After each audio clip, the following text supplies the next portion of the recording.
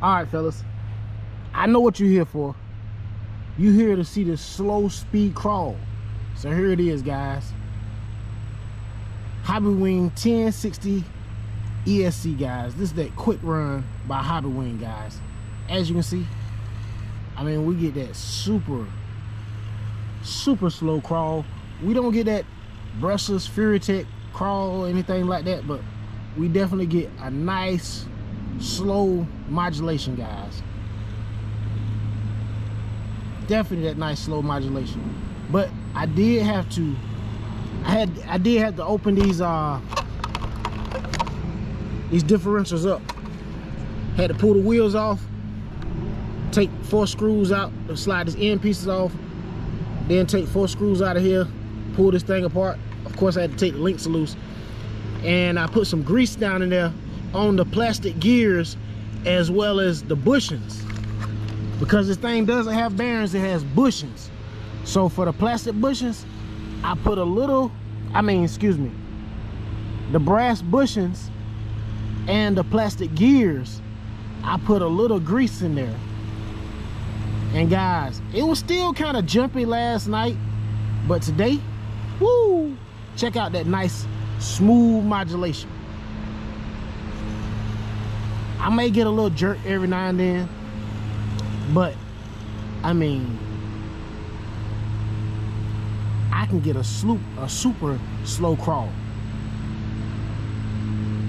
But the main reason why I changed the ESC was because the slow crawl, guys, I needed to, if I'm on the rocks or something like that and I need to transition or move to a different spot, I need to be able to do it kind of slow and precise. I don't need to be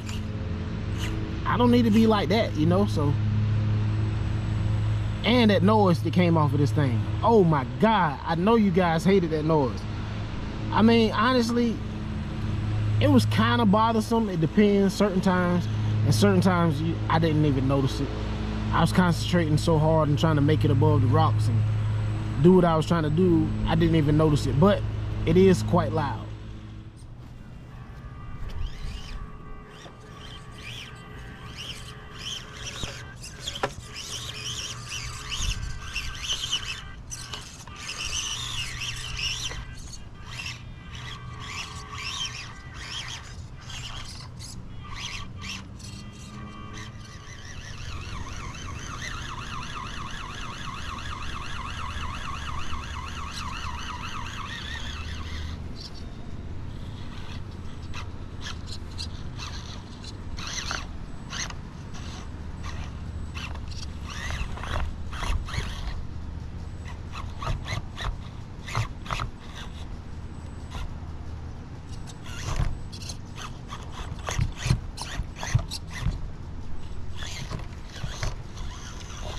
Yeah, guys, the crawler course is a little too wet, but that's pretty much all I got for y'all, man.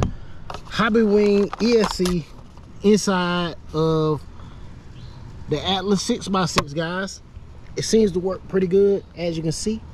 Slow speed modulation, definitely got slow speed modulation. Check it out.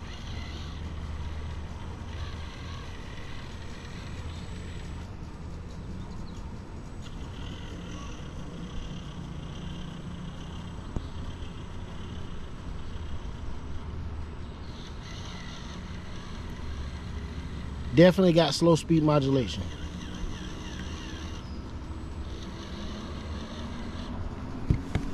And let's check it out. Let's bring it from the bottom back to the top one more time.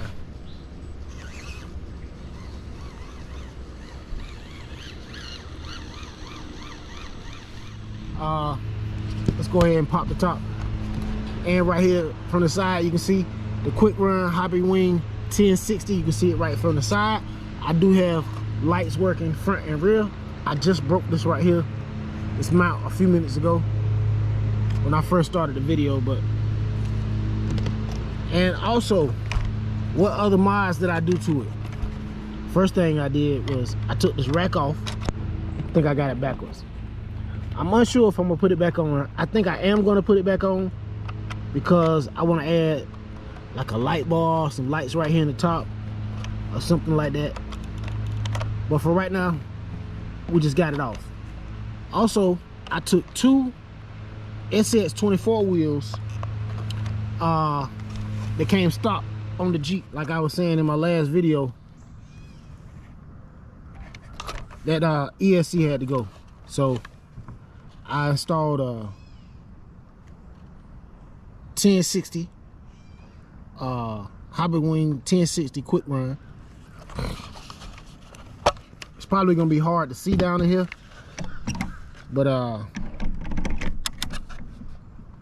yeah, that's it. Got the ESC right here where the stock ESC was. The stock ESC is actually about the same size as this ESC, guys, and it fits right there. I'm hooked on my tripod or something. Hold on. But yeah, the stock ESC actually is the same size as this Quicrun. I could have bought the 1080, but I figure the modifications that I'm probably gonna do to this thing, guys, I just don't want to dump that kind of money into this RC. Let's be honest, you know. So we did this on a strict budget. I got the Quicrun, like I said. I also got a turbo racing 4-channel receiver, and of course it's FMS transmitter is the same thing as a turbo racing, so it bound right up to it, guys. And it's a 3-channel. You do need a light control module to control the lights. Even though you do have 3 channels, you need a light control module to actually turn it on and off. But yeah, guys, I cut these stock wires for the battery and soldered on the dings, which came with the Quicrun. And guys, the Quicrun was actually for my WTF build right here, my WTF C14 build, guys. But I ran into some problems over there with a servo, so hey, I gotta wait for a ESC and a servo. So I figured instead of just having that sitting over there with a fresh ESC in it, I can put the ESC in here and actually use it, because this thing was so loud, and I have very good slow control out of this thing now, guys. I'm not saying it's the best, but it still needs some work. And I've seen a lot of people say that change to brushless or change the motor in the cars, even change the ESC. Man, it's these right here. I actually open them up and actually put grease in them. It does have plastic gears with bushings.